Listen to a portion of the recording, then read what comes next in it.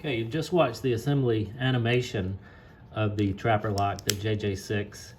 It showed all the components, how they go together, and should give you a good idea of how everything works. But at this point, I'm going to show you how to put one together right out of the box.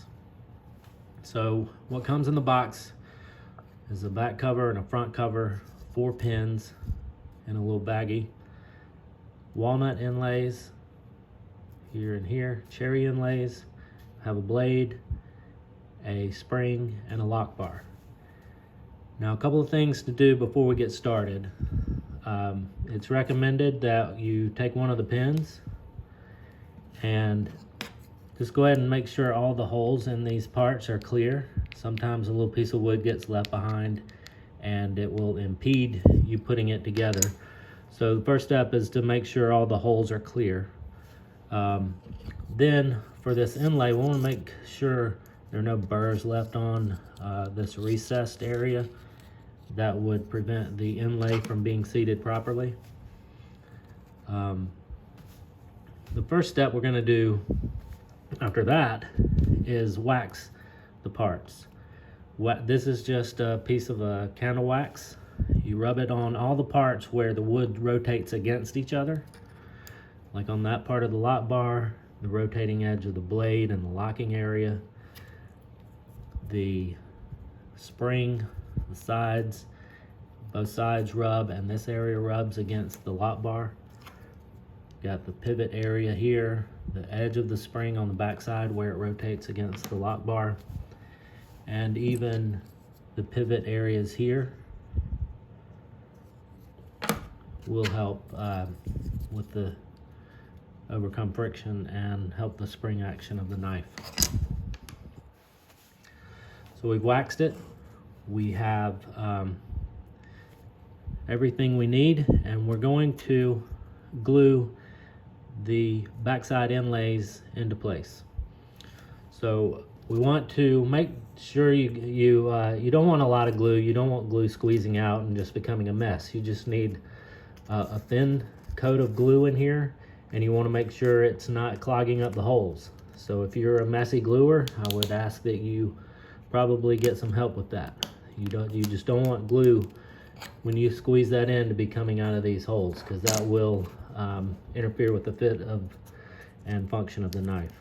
So we'll put these in. You glue them in both areas on the back side, let it dry, and then you can continue.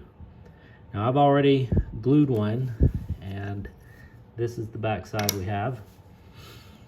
Once we have this, we will insert a pin in each hole. Let's make a little room.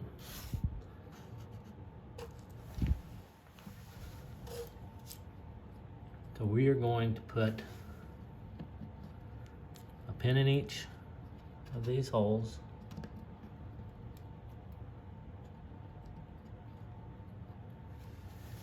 And the next step,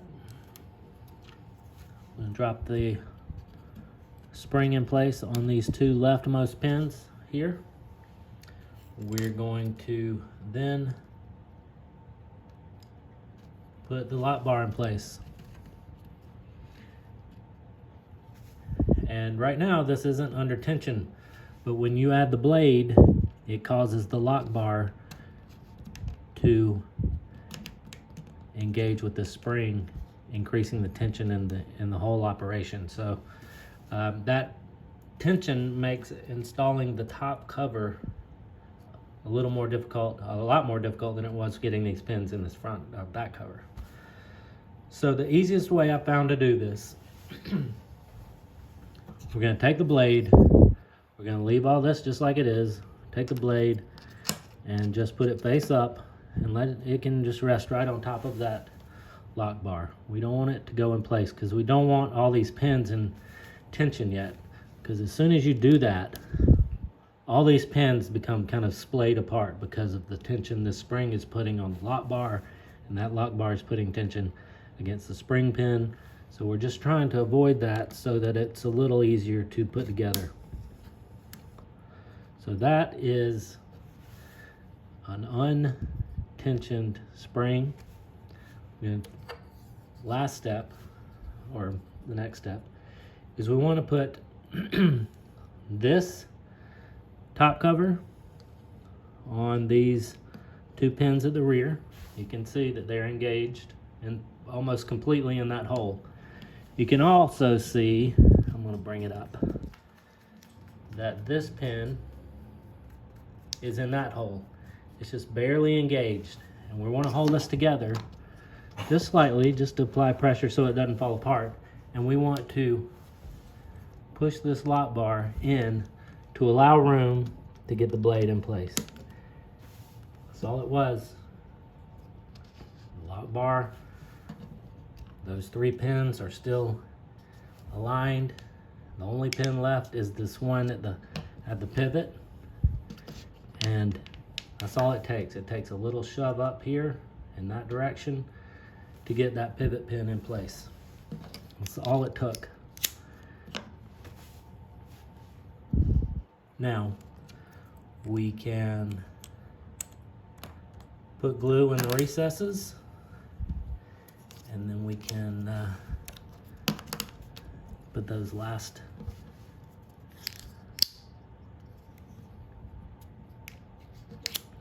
inlay pieces in. So that's the knife.